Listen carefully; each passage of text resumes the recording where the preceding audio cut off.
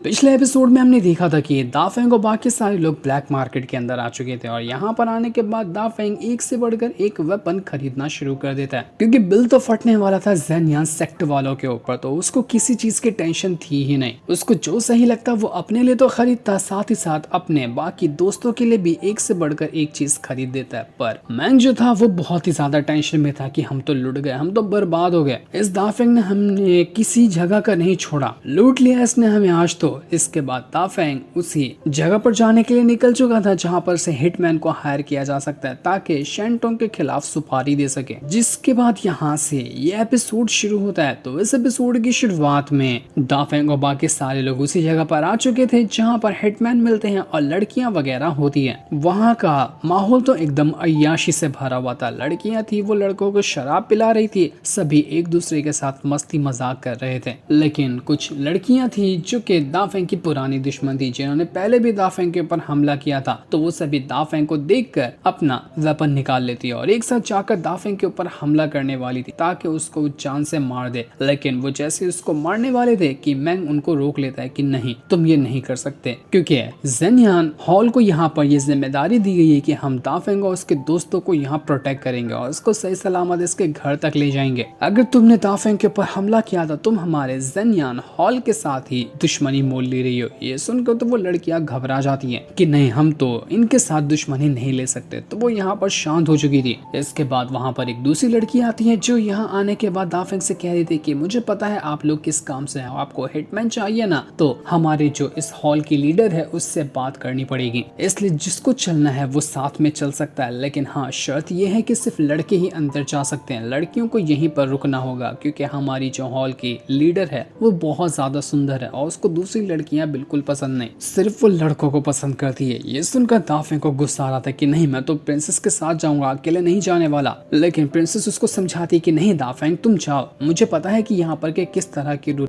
लड़कियां अंदर नहीं जा सकती। मुझे तुम्हारे पर पूरा भरोसा है कि तुम जिस काम के लिए अंदर जा रहे हो ना, वो काम तुम्हारा पूरा हो जाएगा। लेकिन अगर किसी भी चीज की मुझे गड़बड़ी लगती है तो मैं बिल्कुल अंदर आ जाऊंगी और उसके बाद कुछ भी रहा तो मैं उसको हैंडल कर लूंगी, इसलिए बेफिक्र जाओ और मेरी टेंशन बिल्कुल भी मत लेना। तो ये सुनकर दाफेंग की थोड़ी जान में जान आती है और वो मैंग के साथ उसी लड़की के साथ आगे बढ़ने लग जाता है ताकि हॉल के लीडर के साथ जाकर बात कर सके। वो जो हॉल मास्टर थी वो बहुत ही ज्यादा सुंदर लड़की होती है, उसको देखकर तो दाफेंग देखता ही रह जाता है। मैंग उसको बताता है कि ज्यादा देखो मत, ये बहुत ज्यादा खतरनाक है, तुम्हें पता है ये एक पियरलेस मास्टर है, इसकी पावर इतनी ज्यादा है कि अच्छे से अच्छे बड़ा कल्टीवेटर भी इसके सामने धूल के बराबर है। तो इसके सामने रिस्पेक्ट से पेश आना, वरना ये तुम्हारा यहीं पर गेम बजा डालेगी। हॉल मास्टर जी थी वो यहाँ पर दाफेंग से कहते हैं कि बताओ किसकी सुपारी देनी है और किसको मरवाना है। तो दाफेंग कहता है कि मेरा एक दुश्मन है, मुझे उसको मरवाना है और हमें थोड़ी सी प्रोटेक्शन भी चाहिए ताकि आगे के सफर में भी हम आराम से जहाँ चाहे वहाँ जा सकें और कोई दुश्मन हमारे ऊपर अटैक करने के बारे में सोचे बिना। तो हॉल मास्टर कहती है कि देखो, प्रोटेक्शन तो हम प्रोवाइड नहीं करते लेकिन जान लेना जरूर प्रोवाइड करते हैं, किसी को मारना है तो वो काम हो जाएगा, बस तुम यहाँ पर उसकी कीमत दे देना। दाफेंग कहता है कि मुझे जिसे मारना है ना उसका नाम है ली शेंटोंग, तुम बस अपनी कीमत बताओ कि कितनी कीमत में तुम उसको मारने की सुपारी लोगी। तो ये सुनकर वो हॉल मास्टर कहते हैं कि ली शेंटोंग तो बड़ा फेमस बंदा है, उसके पास पावर भी ज्यादा है, तो अगर उसको मारना है तो उसकी कीमत लगेगी 5 लाख सोने के सिक्के, अगर दे सकते हो तो हम यहाँ पर इस डील को आगे बढ़ा सकते हैं। तो दाफेंग कहता है कि हाँ ये लो ना, ये बैज ले लो और इसके अंदर से 5 लाख चाहिए तो निकाल लेना। बेचारा मैंग वहाँ पर फिर से बेहोश होने लग गया था कि ये तो बर्बाद करके ही मानेगा, अभी 4 लाख का सामान खरीदा, अभी 5 लाख की सुपारी ले रहा है। दाफेंग कहता है कि हो गया क्या, या फिर कुछ बिल वगैरह भी बनाना पड़ता है एग्रीमेंट का, नहीं बनाना तो क्या मैं जाऊं यहाँ से। मैंग उसे कहता है कि नहीं दाफेंग, काम हो गया, चलो चलो चलते हैं, ये सुपारी लेकर ली शेंटोंग को मार देगी तो हमारा भी यहाँ पर कोई काम नहीं है। इसलिए दाफेंग उस मैंग की बातों में आकर वहाँ से बाहर निकल कर आ जाता है। तो उसके जाने के बाद हॉल मास्टर जी थी वो यहाँ पर कह रही थी कि यिन लोंग तो बहुत अच्छे से सपोर्ट करता था शेंटोंग, क्या उसने अब उसका सपोर्ट करना बंद कर दिया क्या? मैंने सुना है कि इस दाफेंग ने ही ऐसा बड़ा कांड कर दिया था कि यिन लोंग की भी हालत खराब हो गई। वैसे ये दाफेंग है बड़ा मिस्टीरियस बंदा, तो वो अपनी साथी से कहती कि जाओ और जरा इस दाफेंग के बारे में ना थोड़ा सा डिटेल निकालो कि आखिर ये है कौन, आया कहाँ से, ये करता क्या है। तो वहीं दाफेंग जो था वो मैंग के साथ वहाँ से बड़े आराम से बाहर निकल कर आ चुका था कि चलो लगता है कि आज मेरा यहाँ पर काम हो गया है। लेकिन जैसे वो बाहर आता है वहाँ पर ज़ेन्यान सेक्ट का वो डिसाइपल भी मौजूद था जो कि बहुत ज्यादा पावरफुल है। लेकिन वो बड़ा गुस्से में आया था कि यहाँ पर इस दाफेंग ने हमारे जेनियन हॉल के पैसों से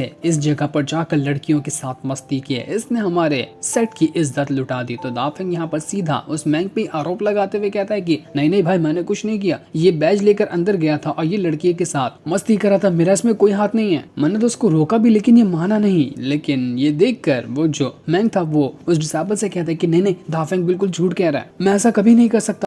बल्कि दाफेंग यहाँ पर गया था हिटमैन हायर करने के लिए जो कि 5 लाख की कीमत का था। ये सुनकर वो जो डिसेबल था वो एकदम ज्यादा हैरान रह जाता है और दाफेंग से उसका जो बैच था वो छीनते हुए कहता है कि बस बहुत हो गया, तुमने बहुत ज्यादा पैसे बर्बाद कर दिए। इतना ज्यादा पैसे बर्बाद करने के लिए थोड़ी बैच दिया गया था, 4 लाख का सामान खरीदा और 5 लाख की तुमने यहाँ पर सुपारी दे दी, ये बिल्कुल गलत बात है, बस बहुत हो गया, अब तुम यहाँ से निकलो। तो मैंग जो था वो यहाँ पर उस डिसेबल से कहता है कि देखो आपको टेंशन लेने की जरूरत नहीं है, मैंने यहाँ पर दाफेंग को बढ़िया वाला बेवकूफ बनाया, क्योंकि जब भी हॉल मास्टर के साथ एग्रीमेंट किया जाता है किसी को मारने का ना, तो उस टाइम 25% पैसे डिपॉजिट के तौर पर दिए जाते हैं। लेकिन मैंने दाफेंग को बेवकूफ बनाकर वहां से बाहर निकाल लिया और वो डिपॉजिट के पैसे ही नहीं दे पाया, इस वजह से ये डील कैंसिल हो चुकी है और अब बैच भी हमारे पास है, तो ये दोबारा कभी भी हिटमैन हायर नहीं कर सकता। ये सुनकर वो डिसेबल मैंग से कहता है कि वाह, तुमने तो कमाल कर दिया, तुमने 5 लाख बचा लिए, वो भी एक ही बार के अंदर। यहाँ पर ये लोग तो खुश थे, लेकिन दाफेंग का दिमाग घूम गया था कि तेरी तो तूने मुझे बेवकूफ बनाया, अच्छा भला हिटमैन हायर कर रहा था, लेकिन तूने तो मुझे बेवकूफ बनाकर ये डील मेरे हाथ से निकाल दी, मैं तुझे जिंदा नहीं छोड़ूंगा। दाफेंग यहाँ पर उस डिसेबल से कहता है कि तुम लोग बिल्कुल कंजूस हो, इतने से पैसे क्या खर्चे कर लिए, तुम लोग तो इस मामले को कहां से कहां तक पहुंचा रहे हो। अरे यहाँ ज्यादा थोड़ी खर्चे किए, थोड़े से ही तो थे। लेकिन वो डिसेबल कहता है कि तुम्हें 4 लाख सोने के सिक्के थोड़े से लगते हैं, कभी तुमने देखे थे क्या इससे पहले 4 लाख सिक्के। लेकिन तब वहां पर प्रिंसेस आकर दाफेंग से कहती है कि दाफेंग शांत हो जा, बस बहुत हो गया, अब इन जेनियन हॉल वालों को परेशान करना बंद कर दो, इनको इनकी गलती का एहसास हो चुका है, हमने बहुत लूट लिया इनको,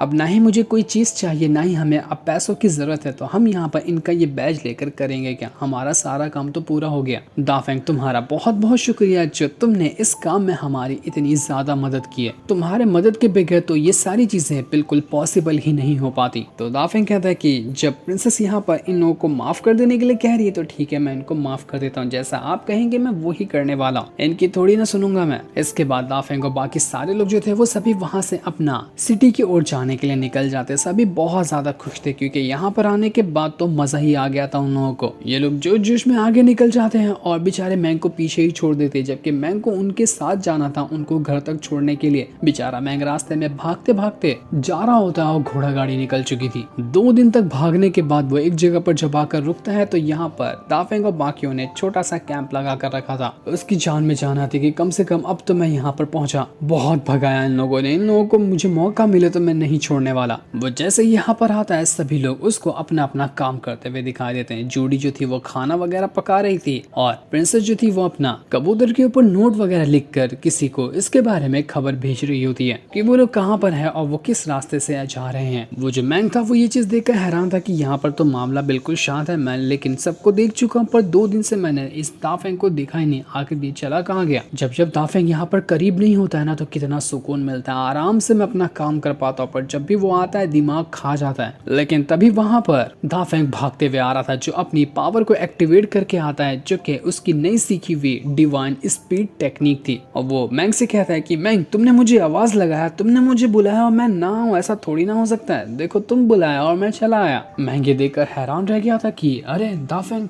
तुम्हारे पास ये टेक्निक कैसे आई, तुम्हारी टेक्निक तो बड़ी कमाल की लग रही है, इतनी जल्दी तुमने डिवाइन स्पीड टेक्निक कैसे सीख ली। दाफेंग उसको एक ही हाथ में उठा देता है कि वो खाली डिवाइन टेक्निक ही नहीं सीखी बल्कि मैंने अपनी और ज्यादा पावर को बढ़ा लिया है, देखो तुम्हें मैं एक हाथ से उठाकर पटक सकता हूँ। 2 दिन की मेहनत लगी टेक्निक वगैरह सीखने में, लेकिन आखिरकार मैंने ये कर ही दिखाया, बड़ा मजा आया ये चीज सीख कर। तुम कह रहे थे ना कि मुझे ये टेक्निक सीखने में करीब 1 साल लग जाएगा, लेकिन देखो मैंने ये काम 2 दिन में कर दिखाया, अब बताओ कि मैं तुम्हें क्या सजा दूं। तो मैं कहता है कि नहीं सजा देने की जरूरत नहीं है, मैं ही अपने आप को मार कर सजा ले लेता हूँ, तुम मारोगे तो मेरी हालत खराब हो जाएगी। वो अपने आप को ही थप्पड़ मारना शुरू कर देता है। वो दाफेंग की पूरी बॉडी अच्छे से चेक कर रहा था कि भाई तू कैसा इंसान है, कुछ भी सीखता है तो इतनी फास्ट कैसे सीख जाता है, तेरे अंदर क्या खासियत होगी, इतना मिस्टीरियस बंदा कैसे है वो तू। पूरी बॉडी को अच्छे से चेक करने के बाद भी उसको कोई खास चीज नहीं लगती जिसकी मदद से दाफेंग की स्पीड इतनी अच्छे से बढ़ रही होगी। वो कहता है कि तुम्हारे पास ऐसा कुछ खास तो लग नहीं रहा, लेकिन तब भी तुम टेक्निक को इतनी फास्ट कैसे सीख जाते हो, पिछली लाइफ में कुछ कमाल के बंदे रहे रहे थे क्या तुम, जिसका इस लाइफ में एक नॉर्मल बंदी की तरह वापस से जन्म हुआ है। तो दाफेंग कहता है कि हाँ बिल्कुल सच कह रहे हो तुम, क्या पता हो सकता है ये चीज। ऐसा भी तो हो सकता है ना कि पिछली लाइफ में मैं मंकी किंग रहा हूँ, मुझे हेवन से बाहर निकाल दिया गया होगा,